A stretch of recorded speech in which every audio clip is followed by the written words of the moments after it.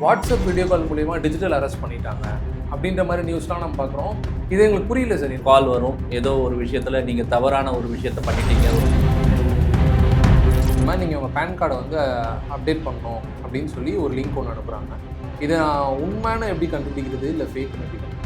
இன்னைக்கு ஏஐன்றது ரொம்ப powerful tool. 3 செகண்டில் க்ளோன் பண்ண முடியும். 3 நிமிஷம் கூட தேவையில்லை, 3 செகண்டில் க்ளோன் பண்ண முடியும். இது ஒரு ஹஸ்பண்டோ ஒய்ஃபோ இவங்களோட வாய்ஸையே க்ளோன் பண்ணி அவங்க பேசுகிற மாதிரியே வந்து நிச்சயமாக பண்ண முடியும். ஷேரிங் ஆப் அப்படின்னா என்ன சார்? என்ன சொல்கிறாங்க அப்படின்னா நீங்கள் திருடங்கையிலே உங்கள் சாவியை கொடுக்குற மாதிரி உங்களோட டீட்டெயில்ஸ் எல்லாம் உங்களுக்கு போயிடும் அப்படின்னாங்க. இது உண்மையாக சார்? அப்புறமா வந்து வீட்டில் ஏதோ காணாமல் போச்சுன்னு நீங்கள் சொல்லி பிரயோஜனமே கிடையாது. உங்களுக்கு பணம் வரணும்னா கியூஆர் கோடை ஸ்கேன் பண்ணணும்னு சொல்கிறது ஏதாவது லாஜிக் இருக்கா? ஆதார் கார்டு நம்பர் மட்டுமே போதுமா சார் ஸ்கேமர்ஸ்க்கு? உங்களுடைய ஃபினான்ஷியல் கார்டோட டீட்டெயில்ஸ் வேறு ஒருத்தங்கிட்ட போயிடுச்சு அப்படின்னாலே. வணக்கம் சார். வணக்கம் சார். நாங்கள் இப்போது நிறைய ஸ்கேம்ஸ் பார்த்துக்கிட்டே வரோம் சார். பிறகு காலகட்டத்தில் வந்துட்டு சீனியர் சிட்டிசன்ஸ் மேலே போர்ட்ரே பண்ணே நிறைய ஸ்கேம்ஸ் நடக்குது. அவங்கள வந்து ஸ்கேம் பண்ணிடலாம் ஈஸியாக அப்படின்ற மாதிரி. ஸோ எனக்கு தெரிஞ்சுக்கணும் சார், இந்த மாதிரி விஷயங்கள் நான் படிக்கிறேன். அதாவது வாட்ஸ்அப் வீடியோ கால் மூலிமா டிஜிட்டல் அரெஸ்ட் பண்ணிட்டாங்க அப்படின்ற மாதிரி நியூஸ்லாம் நம்ம பார்க்குறோம். இது எங்களுக்கு புரியல சார். என்ன போலீஸ் இல்லை சிபிஐலாம் இருக்காங்களா தெரியுமா சார்? ஃபோன் ஸ்க்ரீன்லேயே அப்படியே அரெஸ்ட் பண்ணிடுவாங்களா இல்லை என்ன? எங்களுக்கு புரியல இது. இது வந்து டிஜிட்டல் அரெஸ்ட் ஸ்கேம் அப்படின்றது ஒரு பரவலான விஷயம். பெரும்பான்மையாக நீங்கள் சொன்ன மாதிரி சீனியர் சிட்டிசன்ஸ்க்கு தான் இந்த விஷயம் நடக்குது. என்னென்னா உங்களுக்கு வந்து ஒரு கால் வரும், ஏதோ ஒரு விஷயத்தில் நீங்கள் தவறான ஒரு விஷயத்தை பண்ணிட்டீங்க, ஒரு தவறான பார்சல் அனுப்பிச்சிட்டிங்க, இந்த மாதிரி ஏதோ ஒரு சினாரியோவை க்ரியேட் பண்ணுவாங்க. க்ரியேட் பண்ணிவிட்டு நீங்கள் யூஆர் டிஜிட்டல் அரெஸ்ட்டு, நீங்கள் வந்து உங்கள் சீட்லேருந்து எழுந்து போகக்கூடாது அப்படின்ட்டு ஒரு உருவகத்தை வந்து அவங்க அந்த நேரத்தில் க்ரியேட் பண்ணுவாங்க. இது வந்து டெஃபினட்டாக வந்து ஒரு ராங்கான ஒரு ப்ரொசீஜர். எந்த போலீஸோ இல்லை எந்த இடியோ இல்லை சிபிஐயோ உடனே உங்களை வந்து டிஜிட்டல் அரெஸ்ட் யாரும் பண்ண மாட்டாங்க. இப்போ ஏதாவது உங்கள் மேலே ஒரு நடவடிக்கை எடுக்கணும் அப்படின்னா டெஃபினட்டாக உங்கள் வீடு தேடி வருவாங்க, ப்ராப்பராக ஒரு அரெஸ்ட் வாரண்ட் வச்சுருப்பாங்க. இந்த மாதிரி தான் ஒரு விஷயம் பண்ண முடியுமே தவிர இந்த மாதிரி டிஜிட்டல் அரெஸ்ட் எல்லாம் பண்ண முடியாது. இந்த மாதிரி ஏதாவது ஒரு விஷயம் வந்ததுன்னா முதல்ல அதிலிருந்து விலகிடுங்க. எந்த ப்ராப்ளமும் வராது.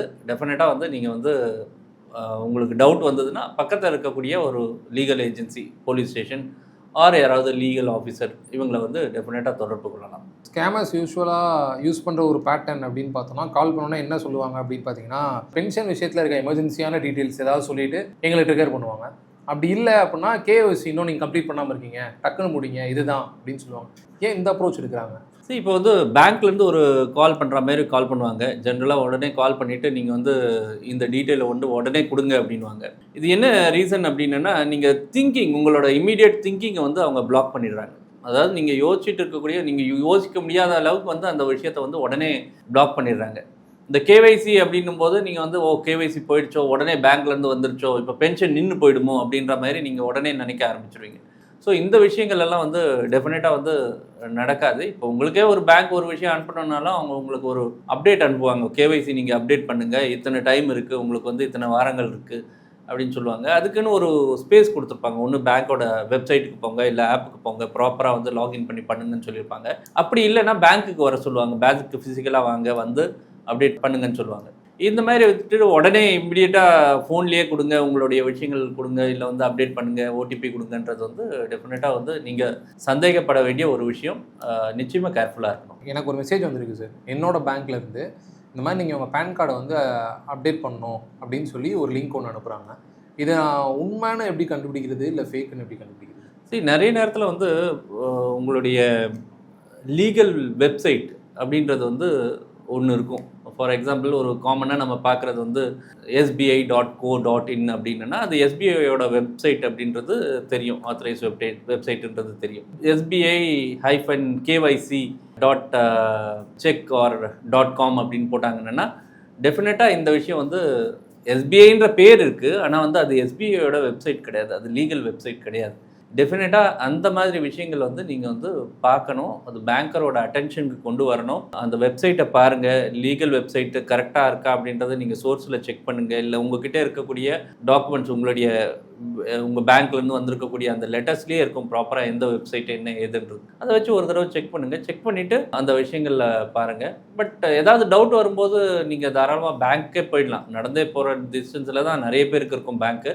அப்படி இல்லைனா கூட நீங்கள் உங்களுடைய பேங்க் ஆஃபீஸர்ஸ் யாராவது தெரிஞ்சிருந்தாங்கன்னா அவங்ககிட்ட கால் பண்ணி கேட்டுட்டு அதுக்கப்புறம் இந்த விஷயங்கள் பண்ணுறது ரொம்ப நல்லாயிருக்கும். ஆனால் வந்து தவறான ஒரு இடத்துல உங்களுடைய டீட்டெயில்ஸ் கொடுக்கறதுனால ரிஸ்க் ரொம்ப அதிகம். அது வந்து நிச்சயமாக நீங்கள் வந்து டேக் கேர் பண்ணணும். சார் இப்போ பார்த்தீங்கன்னா திடீர்னு ஒரு கால் வருது சார். எடுத்து பார்த்தா ஒரு பேரண்ட்ஸ்க்கு ஒரு கால் வருது. எடுத்து பார்த்தா அவங்களோட குழந்தை திடீர்னு அழுதுகிட்டே இருக்க மாதிரி இருக்குது. திடீர்னு அர்ஜென்ட்டாக நிறைய பணம் கேட்குறாங்க. இந்த மாதிரி விஷயங்கள்லாம் நடக்கிறப்போ என்ன சார் பண்ணணும்? என்ன நாங்கள் என்ன இனிஷியேட்டிவ் எடுக்கணும்? இன்னைக்கு ஏஐன்றது ரொம்ப பவர்ஃபுல் டூல். 3 செகண்டில் க்ளோன் பண்ண முடியும். 3 நிமிஷம் கூட தேவையில்லை, 3 செகண்டில் க்ளோன் பண்ண முடியும்.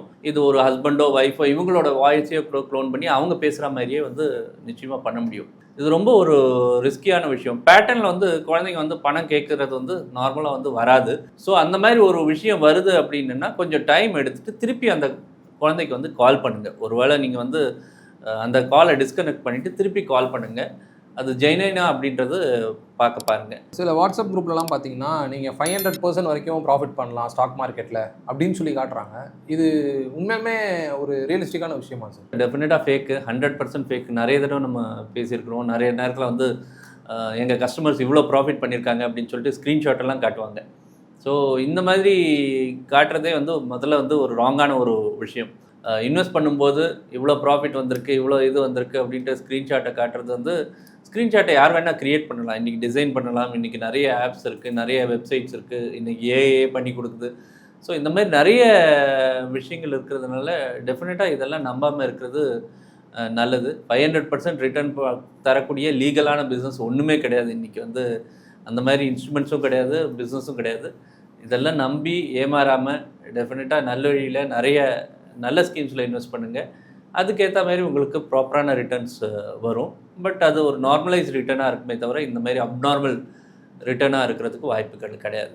சார் இப்போ இந்த ஸ்க்ரீன் ஷேரிங் ஆப் அப்படின்னா என்ன சார்? ஏன்னா எல்லாம் இப்போ அந்த மாதிரி விஷயங்களை நம்ம டவுன்லோட் பண்ணுறோம் அப்படின்றப்போ என்ன சொல்கிறாங்க அப்படின்னா நீங்கள் திருடங்கையிலே உங்கள் சாவியை கொடுக்குற மாதிரி உங்களோட டீட்டெயில்ஸ் எல்லாம் உங்களுக்கு போயிடும் அப்படின்றாங்க. இது உண்மையா சார்? இப்போ நீங்கள் சொல்கிற மாரி உங்கள் வீட்டு சாவியை நீங்கள் வேறு யாருக்கிட்டயோ கொடுத்துட்டீங்கன்னா அவர் authorise to open your house. அப்புறமா வந்து வீட்டில் ஏதோ காணாமல் போச்சுன்னு நீங்கள் சொல்லி பிரயோஜனமே கிடையாது. இப்போ நீங்கள் உங்களுடைய ஸ்க்ரீன் ஷேரிங் ஆப் யாருக்கோ கொடுத்துருக்கீங்க, உங்கள் மொபைலை யாரோ பார்க்க முடியும் அப்படின்னா அவங்க வந்து ஏதோ ஒரு விஷயத்துக்கு உங்களை கால் பண்ணுற மாதிரி கால் பண்ணுவாங்க. நான் பேங்க்லேருந்து அப்டேட் பண்ணுறேன், உங்களோட வெரிஃபை பண்ணுறேன், கேவைசி பண்ணுறேன் அப்படின்ற மாதிரி கால் பண்ணுவாங்க. பட் நீங்கள் இந்த விஷயத்தை கொடுக்கும்போது அவங்க பேக்ரவுண்டில் உங்களுடைய எல்லா பாஸ்வேர்டோ இல்லை ஓடிபிஸோ எது வேணால் பார்க்க முடியும். ஸோ இந்த மாதிரி விஷயங்கள் உங்களுடைய கான்டாக்ட் புக்கு எல்லாமே போக வந்து அதில் போயிடுறதுனால டெஃபினட்டாக உங்களுடைய ரிஸ்க் ரொம்ப அதிகம். அதனால் ஸ்க்ரீன் ஷேரிங் ஆப்பை வந்து அவாய்ட் பண்ணுறது, உங்களுடைய மொபைலில் பர்டிகுலராக அவாய்ட் பண்ணுறது ரொம்ப ரொம்ப நல்லது.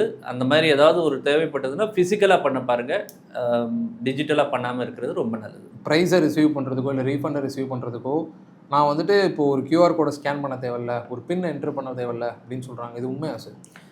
இப்போ உங்களுக்கு வந்து எதுக்காக உங்களுக்கு கியூஆர் கோடை நீங்கள் ஸ்கேன் பண்ணுறீங்க, எதுக்காக நீங்கள் வந்து ஒரு விஷயத்தை பண்ணுறீங்க அப்படின்னா இது வந்து உங்கள் பணத்தை நீங்கள் அனுப்புறதுக்காக. ஆக்சுவலி நீங்கள் வந்து ஒரு கியூஆர் கோடை ஸ்கேன் பண்ணுறீங்க நீங்கள் அடுத்தவங்களுக்கு பே பண்ணுறதுக்கு.